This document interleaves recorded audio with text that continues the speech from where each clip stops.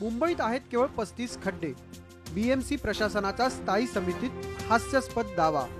प्रशासनाच्या मते मुंबईत खड्डेच नाहीत. मुंबईकरांनो, तुम्हाला हे पटतंय का? लाखो मुंबईकर रोज असे खड्ड्यातून प्रवास करत असताना बीएमसीचे अधिकारी मात्र बहुधा हेलिकॉप्टरमधून प्रवास करत असावेत. त्यामुळेच त्यांना रस्त्यांवरील खड्डे जाणवले नसतील. यातूनच मुंबईत केवळ 35 खड्डे असल्याची थाप चक्क स्थायी समितीतच ठोकून दिली गेली आहे. आणि त्यामुळे एकच गदारोळ उडालाय. विरोधकांसह सत्ताधारीही मग प्रशासनावर तुटून पडले. आतापर्यंत सत्ताधारी प्रशासनाला पाठीशी घालत असल्याने ही वेळ आली नव्हती.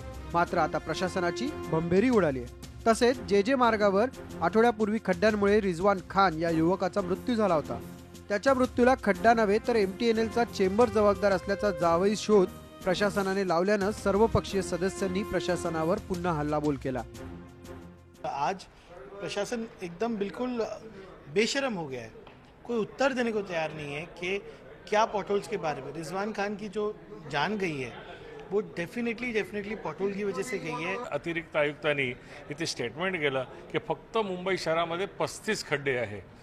आता मुंबईकरांना मी प्रश्न विचारला नव्हता की फक्त मुंबईत 35 खड्डे आहे हे माननीय आयुक्त सांगतायत. इथे महानगरपालिकेच्या दालनामध्ये ऑन रेकॉर्ड सांगतायत. हे किती सत्य आहे हे आपण पाहावं.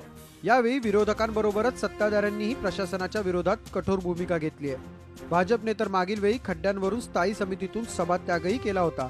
निवडणुकीत शिवसेनेला बदनाम करण्यासाठी प्रशासन जाणून बुजून खड्डे बुजवत नाहीत अशी शंका शिवसेना नेत्यांनी व्यक्त केली आहे. मी स्वतः कॉन्टॅक्ट करते कमिशनरांबरोबर, परंतु आज जे अतिरिक्त आयुक्तांनी जो त्या ठिकाणी वाचून दाखवलं की फक्त 35 खड्डे आहेत, तर खूप दिशाभूल केलेली आहे नगरसेवकांची.